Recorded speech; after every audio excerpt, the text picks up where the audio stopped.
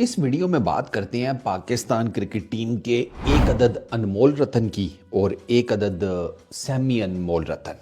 फ़हीम अशरफ वो अनमोल रतन है, खुशदिल शाह वो अभी ज़रा सेमी अनमोल रतन है, क्योंकि बीच में कुछ है सही परफॉर्मेंसेस के नाम के ऊपर। बताता हूँ कैसे ये आए कहाँ से। बेसिकली देखो जी, खुशदिल शाह का ना, ये अभी कोई बात नहीं कर रहा, लेकिन अगर आप जाकर देखें ना कुछ टाइम पहले के जिसे कहते हैं ये स्पोर्ट्स के प्रोग्राम्स और वो सारा कुछ, तो आपको उसमें खुशदिल शाह का नाम रेगुलरली डिस्कस होता हुआ नजर आएगा।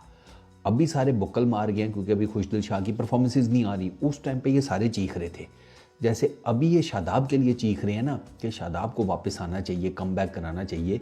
और जब शादाब परफॉर्म नहीं करेगा ना, क्योंकि शादाब ने अपनी फिटनेस के ऊपर कितना काम किया हमें नहीं पता, शादाब ने बेसिकली अपनी बॉलिंग के ऊपर कितना काम किया हमें नहीं पता।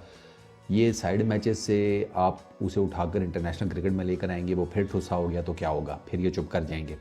तो खुशदिल शाह का भी नाम पहले इसी तरीके से लिया जा रहा था। खुशदिल शाह ने पीछे ना थोड़ी फर्स्ट क्लास क्रिकेट में डिसेंट परफॉर्मेंस दिखाई थी, फिर अभी उसने बीपीएल में ठीक ठाक किस्म की परफॉर्मेंस दिखाई, विकटें भी ली, रन्स वगैरह भी बनाए, तो लगा कि यार शायद इसका बल्ला शल्ला भी खुला हुआ है, बॉलिंग भी बेहतर हो रही है। हम ये भूल गए, और मैंने उस टाइम भी कहा था कि मैं कहा ठीक है टीम में शामिल कर लो, लेकिन ये बात जहन में रखना कि वो बांग्लादेश में खेल रहा है। और बांग्लादेश की विकटों के बारे में तो बांग्लादेश के खिलाड़ी कहते हैं कि हमें नहीं आज तक समझ आई, हमारी जंपल इन विकटों की है, लेकिन इन विकटों की हमें आज तक नहीं समझ आई, तो किसी और को क्या नहीं है। वो बांग्लादेश की जो विकेट्स हैं वो ऐसी हैं, ट्रिकी टाइप। वहाँ पर कुछ स्पिनर्स या कुछ पेसर्स जो है ना, वो अपनी जो डिफ़ॉल्ट बॉलिंग होती है ना, डिफ़ॉल्ट बैटिंग होती है, उसके हिसाब से वो चल जाते हैं। आपने देखा ही होगा, खुशदिल इज़ वन ऑफ देम। मतलब इसने बॉलिंग भी अच्छी की, इसने बैटिंग में भी 2-3 तगड़ी इनिंग्स खेली बीपीएल में, तो पीछे भी थोड़ी बहुत ही परफॉर्मेंस थी उन्होंने डाल दिया। लेकिन हम ये भूल गए कि बुनियादी तौर के ऊपर खुशदिल शाह जो है वो इन अ वे के उतना एक्सपीरियंस्ड नहीं है ओडीआई क्रिकेट के लिए। और स्पेशली जिस किस्म की आप उसे अभी विकटें दे रहे हैं ना, जहाँ पर बॉल ऐसे स्पिन हो नहीं रही। आज कराची के नेशनल स्टेडियम में विकेट थोड़ी स्लगिश थी, सेकंड इनिंग्स में आपने देखा, तो उसने सेकंड इनिंग्स में बॉलिंग भी अच्छी की है। उसने 6 ओवरों में सिर्फ 22 रन दिए हैं, विकेट तो वो कोई नहीं निकाल सका, लेकिन उसने रन कोई नहीं खाए। आपने आगा सलमान को देख लें, उसने कोई इतने खास रन नहीं खाए। अबरार को थोड़ी मार पड़ गई है, जो कि आपका फ्रंट लाइन स्पिनर है, लेकिन आप ये मत भूलें कि अबरार आपका रेगुलर खेलता हुआ आ रहा है, आपके लिए टेस्ट मैचेस भी खेल रहा है, आपके लिए अभी साउथ अफ्रीका में भी वो खेल रहा था। ऑस्ट्रेलिया में तो आपके स्पिनर्स जिसे कहते हैं उनके चेक होने का टाइम ही नहीं आया, वो तो पेसर्स ही आपके काम कर जाते थे ना विकटों की वजह से। अबरार ने बीच में अच्छी बॉलिंग की है साउथ अफ्रीका में। तो खुशदिल शाह जब आए हैं तो अब यहाँ पर विकटें भी उस तरीके की नहीं थी, तो खुशदिल शाह को जिसे कहते हैं प्रॉब्लम फेस करना पड़ रहा है। दूसरा, खुशदिल शाह की बैटिंग नहीं चल रही। खुशदिल शाह का टोटल जो है ना ओडीआई एक्सपीरियंस वो 13 मैचेस का है। 10 इनिंग्स में इस बंदे ने बैटिंग की है, इसके 221 रन है, 27 की इसकी बैटिंग एवरेज है, 89 का इसका स्ट्राइक रेट है। बॉलिंग में इसने सिर्फ 6 इनिंग्स में बॉलिंग की है, और टोटल इसने, हालांकि आप इसको लीड स्पिनर के तौर पर देख रहे हैं, लेकिन 6 इनिंग्स में 240 इसके बॉल्स हैं, 3 इसकी टोटल विकटें हैं खुशदिल शाह की।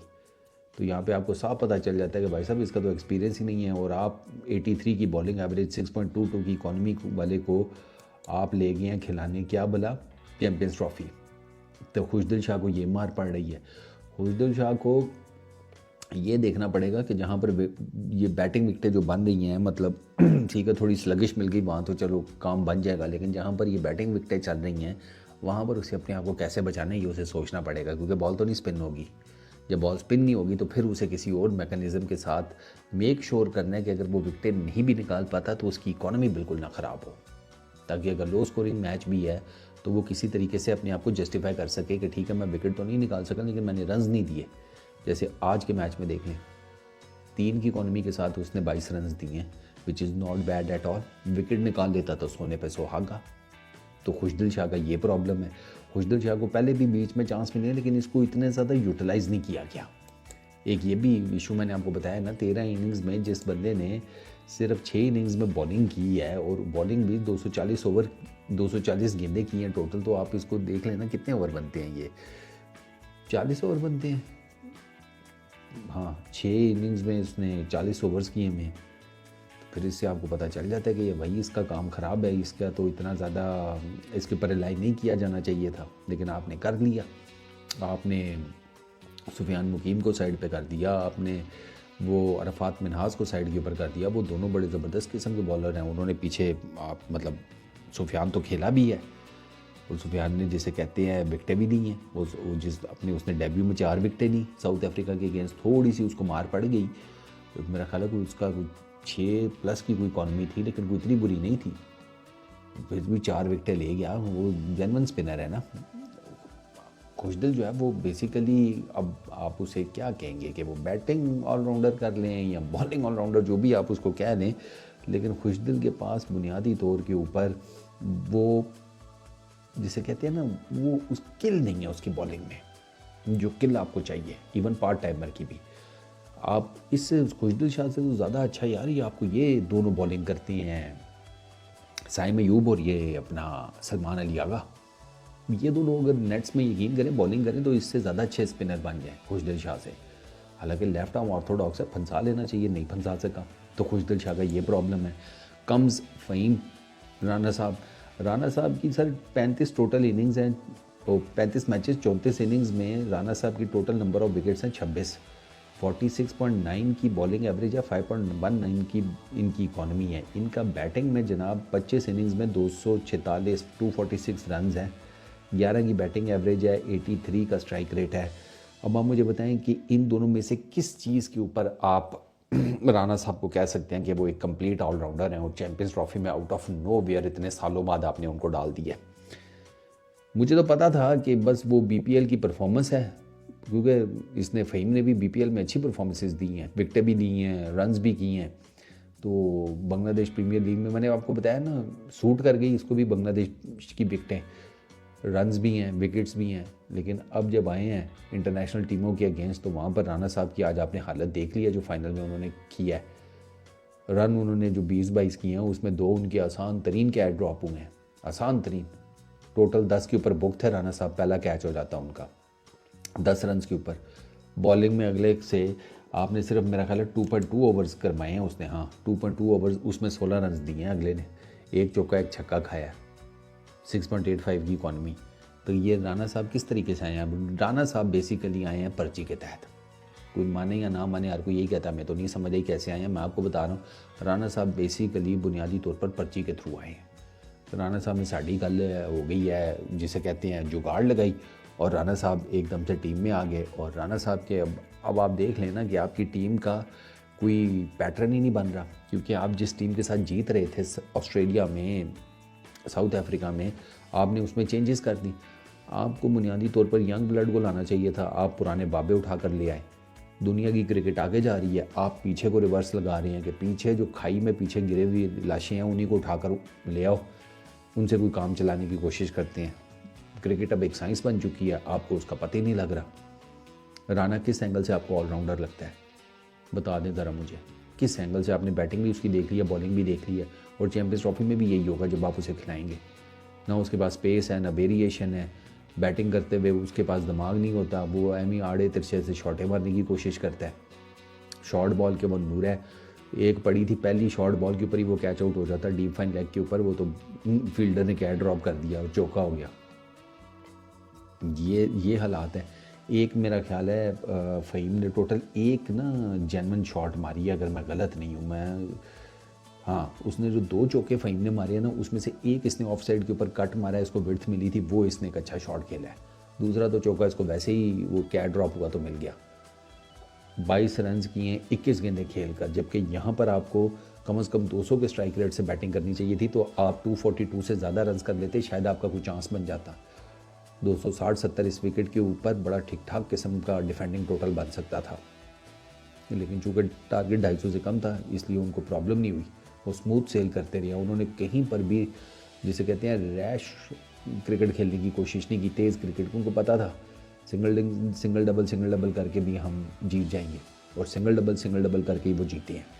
बाउंड्रीज तो उन्होंने बड़ी जिसे कहते हैं आप यूँ समझेंगे एंड पर आकर लगानी शुरू की हैं जब ये डैरल मिचेल और ये पार्टी आई है, वरना उससे ऊपर आप देख लें। मैं आपको बता देता हूँ, कॉनवे उसने 48 किए, सिर्फ 5 चौके।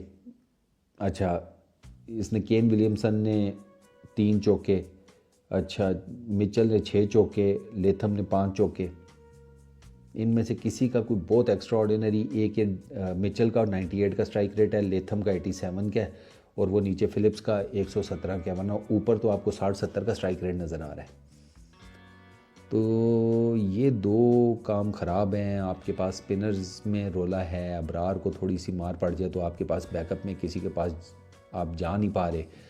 सलमान अली आगा ही है आपके पास, इवन तो फिर अगर आपने सलमान अली आगा के साथ करना था तो खुशदिल शाह का क्या फ़ायदा। और खुशदिल शाह का प्रॉब्लम यह है कि वो बैटिंग भी नहीं कर पा रहा। आज खुशदिल शाह ने 18 गेंदें खेली हैं, सिर्फ 7 स्कोर बनाए हैं। तो वो बीपीएल की परफॉर्मेंसेस किधर गई। मैं इसीलिए कहता हूँ ना कि T20 की परफॉर्मेंसेस के ऊपर फिर T20 में डालें ना। T20 की परफॉर्मेंसेस के ऊपर T20 में डालें। T20 की परफॉर्मेंसेस के ऊपर ODI में किधर डाल दिया। ODI में डालना है तो लिस्ट ए की परफॉर्मेंस के ऊपर डालें, है कि नहीं है। लिस्ट ए की परफॉर्मेंस के ऊपर डालें ना। तो लिस्ट ए की परफॉर्मेंस खुशदिल शाह की किधर गया जनाब। खुशदिल शाह की लिस्ट ए में 86 विकेट्स हैं, 85 जिसे कहते हैं मैचेस में, इनिंग्स में, 85 इनिंग्स में, 33 की बॉलिंग एवरेज, 5.36 की इकॉनमी। राना साहब की जनाब लिस्ट ए में विकटें हैं 115, 30 की बॉलिंग एवरेज के साथ, और खेली नहीं है अभी इन्होंने रिसेंटली, जहाँ तक मुझे याद पड़ता है। इन दोनों को, क्योंकि मुझे पता है ना ये दोनों बीपीएल की परफॉर्मेंसेस की वजह से आए हैं, स्पेशली राना साहब। तो फिर T20 की परफॉर्मेंसेस की बेस के ऊपर ODI क्रिकेट में डालेंगे तो यही होगा ना।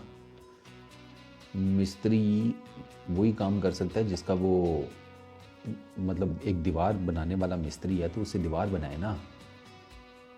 आप उससे लकड़ी का काम करवाएंगे तो फिर वो लकड़ी के काम का वही हाल करेगा जो फ़हीम अशरफ और खुशदिल इस टाइम अपनी बैटिंग बॉलिंग से आपकी टीम का कर रहे हैं।